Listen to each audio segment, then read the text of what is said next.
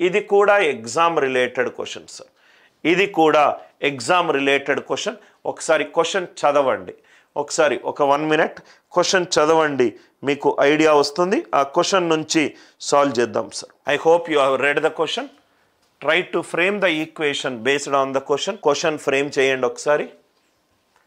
ఒక కళాకారుడు తన ఆయిలింగ్ పెయింటింగ్తో 1/4వ వంతుని పూర్తి చేశాడు.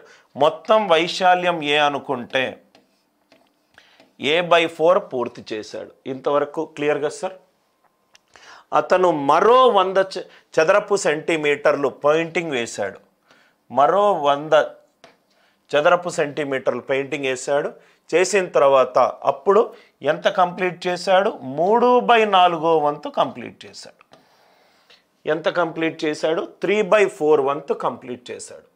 ఇంతవరకు అందరికీ క్లియర్గా సార్? ఒకసారి ఈ 2 స్టేట్మెంట్స్ చదివితే మీకు ఈక్వేషన్ వచ్చేస్తుంది సార్. 1/4 ఏరియా ఫస్ట్ పెయింటింగ్ వేశాడు, దాని తర్వాత మళ్ళీ 100 చేశాడు. రిజల్టెంట్కి ఎంత చేశాడు? 3/4 అంటే ఈ సపరేట్ చేస్తే 7, ఇదేమో 3/4 - 1/4. A/2 ఈజ్ 100 అంటే ఏ ఎంత అవుతుంది? 200 అవుతుంది. ఏ ఎంత? 200. ఏ 200. దాని వైశాల్యం ఎంత సార్? 200.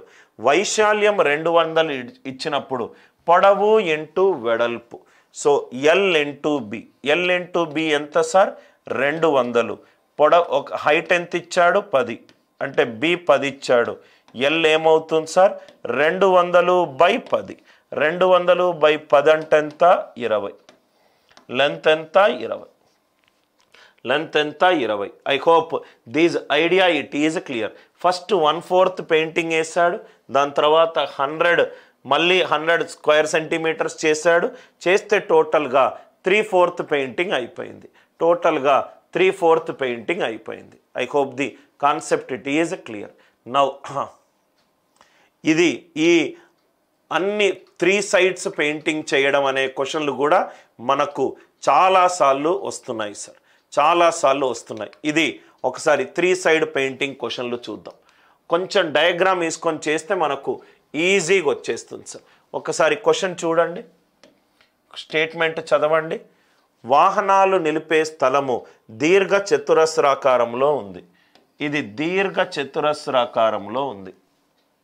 ఓకే, దానికి 3 ప్రక్కల రంగులు వేశారు. దీర్ఘ చతురస్రంలో ఆపోజిట్ భుజాలు సేమ్గా ఉంటుంది. ఇది L, ఇది L, ఇది B, ఇది B. ఇది L, ఇది L, ఇది B, BB. 3 వైపులా రంగులు వేశారు. ఇటువైపు రంగేశారు, ఇటువైపు రంగేశారు, ఇటువైపు రంగేశారు. మొత్తము రంగేశారు. రైట్, రంగేసిన తర్వాత మొత్తం రంగేసిన భుజాల పొడవు ఒక రెక్టాంగులర్ పార్కింగ్ ఉంది. ఇదేమో 9. దీన్ని రంగేయలేదు. ఈ 3ని రంగేశారు. రంగేశారంటే ఇది 9 అవుతే ఇది కూడా 9 అవుతుంది. ఇది L అవుతే ఇది కూడా L అవుతుంది. ఎందుకంటే ఇది రెక్టాంగిల్ కాబట్టి. ఇది 9 అవుతే ఇది కూడా 9, ఇది L అవుతే ఇది కూడా L. ఈ మొత్తము లెంత్ ఎంత ఇచ్చారు సార్?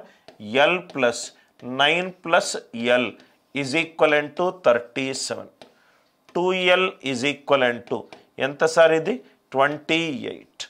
L వాల్యూ ఎంత? 14. L వాల్యూ ఎంత? 14. L వాల్యూ 14 కనుక వస్తే మనకు ఏం కావాలి sir? Area of the parking space. ఇది 14, ఇది 9. 14 9s ఆర్ ఎంత అవుతుంది? 126. 14 9s ఆర్ ఎంత? 126. క్వశ్చన్ కరెక్ట్గా చదివితే మనకు ఆన్సర్ వస్తుంది. ఇది L, ఇది కూడా L. ఇక్కడేమో రంగేయలేదు, ఇది 9 అంటే ఇది కూడా 9 అయింది, ఇది కూడా 9 అయింది. ఈ 3 రంగేశారు. L + 9 + L ఎంత సార్? మొత్తము 37.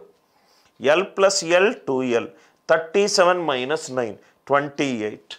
2L 28, L 14. ఇదేమో 14 వచ్చింది, ఇదేమో 9 వచ్చింది. వైశాల్యం ఏమవుతుంది? 14 9s ఆర్ ఎంత అవుతుంది?